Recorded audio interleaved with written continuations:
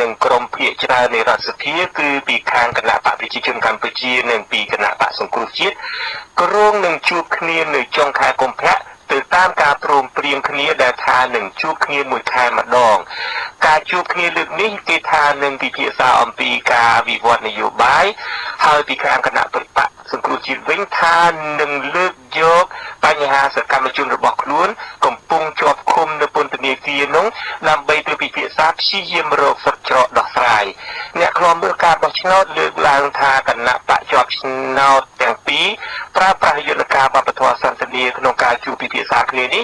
នៅមិនទាន់អាចស្ដារស្ថានភាពនយោបាយឲ្យបានប្រសើរឡើងវិញនៅឡើយទេលោកទីនហ្សាការីយ៉ាមានសេចក្តីរាយការណ៍ព័ត៌មាននេះមន្ត្រីជាន់ខ្ពស់គណៈបកសង្គ្រោះជាតិឲ្យដឹងនៅថ្ងៃទី10ធ្នូថាតំណាងក្រុមភាគតិចនិងភាគច្រើននៃរដ្ឋសភាដឹកនាំដោយលោកកឹមសុខានិងលោកសខេងនឹងជួបគ្នាដើម្បីពិភាក្សាអំពីលទ្ធផលការងាររបស់គណៈបកទាំងពីរ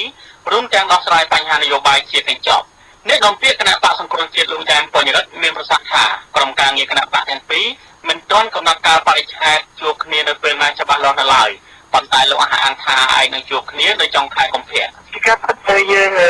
វិជាជាកញ្ចប់រួមដែលឲ្យជាប្រសាសន៍នយោបាយនៅកម្ពុជាដូច្នេះស្ថានភាពរបស់គណៈបកសង្គ្រោះជាតិដែលរងគ្រោះកន្លងមកណាហើយត្រូវដោះស្រាយបែបណាដើម្បីមានទំនុកចិត្តគ្នាក្នុងការបំពេញការងារទៅមុខទៀតបាទ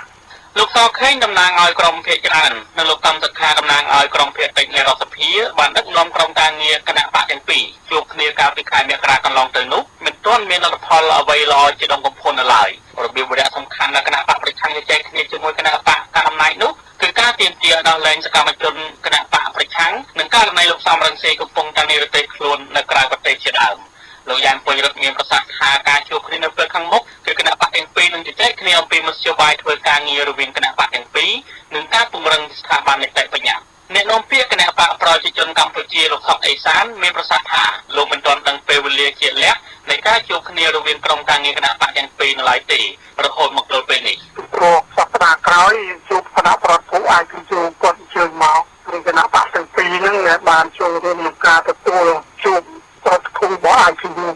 ទាក់ទងនឹងបញ្ហានេះអ្នកធ្វើការឃ្លាំមើលការបោះឆ្នោតបញ្យល់ថានីតិវិធីគណៈបកទាំងពីរកំពុងតែដើរនេះនឹងធ្វើឲ្យប៉ះពាល់ដល់ដំណើរការបោះឆ្នោតនៅពេលខាងមុខពីព្រោះថាគណៈបកជាប់ឆ្នោតទាំងពីរមិនទាន់អាចស្ដារស្ថានភាពនយោបាយឲ្យវិលទៅរកភាពប្រក្រតីដោយនៅក្រៅពីមានកិច្ចព្រមព្រៀងបញ្ចប់ចំនួននយោបាយកាលពីថ្ងៃទី22កក្កដាឆ្នាំ2014បាននៅឡើយនាយកប្រតិបត្តិដើម្បីការបោះឆ្នោតដោយសេរីនិងយុត្តិធម៌នៅកម្ពុជាហៅថា Confrel លោកគុលបញ្ញាទាមទារឲ្យរដ្ឋាភិបាលទទួលខុសត្រូវនៅអ្វីដែលកើតឡើងកាលពីពេលថ្មីដូចជាការប្រើប្រាស់តុលាការដាក់ទោសទណ្ឌលោកសំរងស៊ីការប្រើអំពើហិង្សាលើតំណាងរាស្ត្រគណៈបកប្រឆាំងដែលធ្វើឲ្យប៉ះពាល់នឹងប្រឆារវាងគណៈបកជាប់ឆ្នោតទាំងពីរជារឿងដែលយើងត្រូវតែយកចិត្តមែនទែនហើយរដ្ឋាភិបាលត្រូវទទួលខុសត្រូវចំពោះបញ្ហាហ្នឹងត្រូវស្ដារស្ថានភាពហ្នឹងឡើងវិញដើម្បីឲ្យគណៈបកប្រឆាំងជាមេដឹកនាំគណៈបកប្រឆាំងហ្នឹងគេបានចូលរួមនៅក្នុងដំណើរការនៃការរៀបចំគណៈបករបស់គេណានៅក្នុងកិច្ចប្រជុំរវាងលោកប្រធានាធិបតីសហរដ្ឋអាមេរិកបារ៉ាក់អូបាម៉ានិងមេដឹកនាំអាស៊ាននៅថ្ងៃទី15និង16កុម្ភៈនៅរដ្ឋកាលីហ្វ័រញ៉ា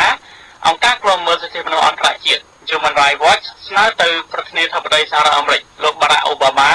ផ្ដោតសំខាន់លើបញ្ហាសិទ្ធិមនុស្សក្នុងឱកាសកិច្ចប្រជុំកំពូលមេដឹកនាំអាស៊ាននោះពីប្រធានមេដឹកនាំកំពូលអាស៊ានមួយចំនួនបានជាប់ពាក់ព័ន្ធនឹងការរំលោភសិទ្ធិមនុស្សការធ្វើរដ្ឋប្រហារនិងអក្រិតកម្មសង្គ្រាមហើយក្រោយជជែកជាសាធារណៈនឹងមេដឹកនាំអាស៊ានទាំងនោះដើម្បីឲ្យដោះលែងអ្នកទោសនយោបាយទម្លាក់ចោលការចោទប្រកាន់នយោបាយនិងការធ្វើទុកបុកម្នេញអ្នកនយោបាយលោកគុលបញ្ញាបន្ថែមថាការបោះឆ្នោតក្រុមប្រឹក្សាឃុំសង្កាត់នឹងមកដល់នៅឆ្នាំ2017ខាងមុខលោកទាមទារឲ្យប្រទេសមានស្ថិរភាពនយោបាយហើយរដ្ឋាភិបាលត្រូវតែធានាឲ្យពលរដ្ឋគ្រប់រូបបកប្រឆាំងមានសេរីភាពពេញលេញនៅក្នុងការសម្ដែងមតិនិងករណីផ្សេងៗទៀតដើម្បីធានាឲ្យការបោះឆ្នោតប្រព្រឹត្តទៅដោយសេរីត្រឹមត្រូវនិងយុត្តិធម៌ដោយគ្មានការបំផិតបំភ័យណាមួយកើតឡើង